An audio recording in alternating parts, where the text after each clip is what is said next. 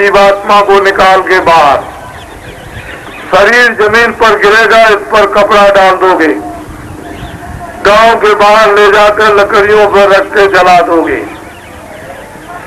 ये मकान और जमीन और घर का सामान और आपके दोस्त मित्र बच्चे जिनको तुमने अपना बनाया था कि मेरे काम आएंगे, वो तो सब ये पड़े रहे।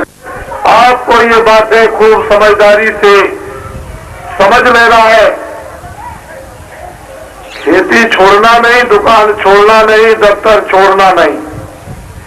पहले खेती, दुकान, दफ्तर का काम करो, बाद में बच्चों की सेवा करो। दोनों जिम्मेदारी को पूरा निभा दो।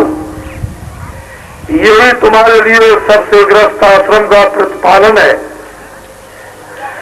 जब कोई समय काम का ना हो तो आधा घंटा भगवान का भजन, आधा घंटा भगवान का भजन करोगे और आत्म धन जब जमा करोगे भजन के द्वारा, तो चलते समय वो आपकी रक्षा करेगा, मदद साथ चलेगा।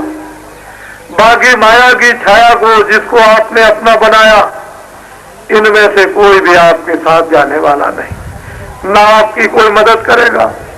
जिस तरह से तुम संबंध गांठ कर, संबंध बनाकर रिश्तेदार कहते हो मेरे रिश्तेदार हैं, इसी तरह से अगर तुम ये समझकर कोई सबसे बड़ी रिश्तेदारी बना ली जाए, जो इधर भी मेरे काम आए उधर भी काम आए, वो कौन होते हैं? ऋषि मुनि महात्मा साधु संत, जो उस परमात्मा को प्राप्त चिल्लाते और विलाप करते हैं, अरे ये जो देख रहे हो बाहर की आंखों से, इसमें तुम्हारा कुछ भी नहीं है, और तुम्हारे अंदर जो जीवात्मा बैठी है उससे तुम देखते, वो सब कुछ तुम्हारा था। उसको तो देखना तुमने बंद कर दिया, उसको तो तुमने देखा नहीं, और ये देखते हो ये तुम्हारा है नहीं, जो तुम्हारा उसको तुमने जाना नहीं। इसीलिए जरूरत पड़ती थी कि लाखों और करोड़ों रुपया खर्च करेंगे, दान पुण्य करेंगे, सेवा करेंगे, भाव भक्ति करेंगे, वो महात्मा मिल जाए जिन्होंने प्रभु को पाया है। तो ऐसी विभूतियां समय समय पर आया कर। अब बड़े ध्यान जाएगा तो मुक्ति और मोक्ष तो सस्ते में मिल जाएगी, जो बहुत कठोर और असंभव है। दोनों काम बन जाएंगे, लोक भी बन जाएगा, परलोक भी। लेकिन आपने इन बातों को जब भुला दिया तो रामायण, गीता, भागवत, वेद, मंदिर, देवता, गंगा, जमुना, जल, पृथ्वी, अग्नि, वायु, आकाश, इन सब देवताओं को आपने छोड़ दिया। उन्होंने पूछा आप कौन हो? मैं तो अयोध्या का रहने वाला हूँ, यहाँ जंगल में कैसे आए? हमको ऋषियों का आदेश हुआ है तपस्या करने। अच्छा, तो मेरे लिए क्या सेवा? जब जरूरत होगी तब हम बताएंगे। राम तपस्या करने लगे। कारोबार में प्रजा बड़ी पीड़ित है और पापों से लग चुकी है। ऐसा काम राजाओं करो कि पापों से मुक्त तुम्हारी प्रजा हो जाए। एक बार समझाया, दो बार समझाया, नारद जी को नाराजगी आई। फौरन पहुंचे कंस के पास, कहा कंस पापी दुराचारी, मैंने बार बार तुझको होश दिलाया, लेकिन मेरी तूने एक बात नहीं मानी। जा, मैं तुझको बताया जाता हूँ, तेरी बहन से तुझको मारने वाला पैदा होगा। नारद जी जा रहे थे, बुलाया, कहा कि आपने कहा था मेरी बहन से मारने वाला मुझको पैदा होगा, तो कितने बच्चे पैदा होंगे? कि 8। कौन मुझको मारेगा ये नहीं बताया। एक तरफ से मारना शुरू कर दिया, 7 बच्चे मार दिए, 8 में कृष्ण पैदा हो गए। लेकिन लोगों ने विश्वास नहीं किया।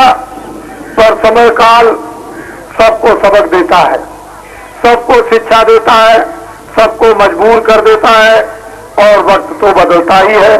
चाहे आप मानो न मानो, कृष्ण को, राम को पहचानो न पहचानो, मोहम्मद और ईसा को मत जानो, आप बौद्ध और महावीर को मत पहचानो, तुलसीदास मीरा को तुम जहर और भी पिला दो, लेकिन वक्त बदलता है।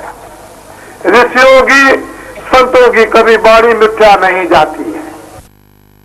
और भरतपुर से जब जयपुर तक आया तो मार्गों में कितनी भारी उपस्थिति सड़कों के किनारे, और 5 सत्संगों में किस तरह की भीड़ उपस्थित हुई। और रात को जयपुर में जो एक बहुत बड़ा जन समुदाय उपस्थित हुआ था, उसको आप लोगों ने अपनी आंखों से देखा। इस काफिले का उद्देश्य यह, वो आपको कुछ बताना चाहता, यह है कि आगे बड़ी तकलीफ, बड़े संकट, बड़े दुख आगे आने वाले हैं। तो सावधान ये काफिला करेगा कि तुम लोग अब कम से कम ये बात समझो। आज से हुक्म और आदेश हुआ है भगवान का कि इंसान आदमियों को ये बता दो कि तुमने बहुत झूठ बोला, धोखे दिए, बेईमानी की, चोरी की, कत्ल किए, तुमने बहुत जानवर और पंछी और आदमियों को मारा, अब इन बुरे कामों को बंद करो। उसने हुक्म दिया है कि न रामायण में लिखा, न गीता में, न वो कुरान में, न बाइबल में हुक्म दिया है कि इनको बता दो कि शराब की बूंद का एक कतरा भी मत पीना। वो मांस मुर्दों मिट्टी को खाने के लिए उसने हुक्म दिया है कि इनको कहो कि इसको अब बंद कर दो। दिन में जाकर खेती का, दुकान का, दफ्तर का काम करे, बच्चों की सेवा करे। इन लोगों से ये कहो कि हिंदू आधा घंटा भगवान का मनसूबी मंदिर में सच्चा भजन करें।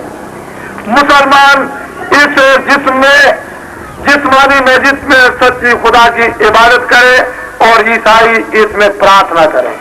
तीनों जातियों के लोग अगर वास्तव में अपने अपने काम, बच्चों की सेवाओं में लग जाए और आधा घंटा इबादत भजन भगवान का सच्चा करने लगे, तो दुनिया की सारी आने वाली आई हुई तबादत, मुसीबत और ये संकट आपके टल सकते हैं।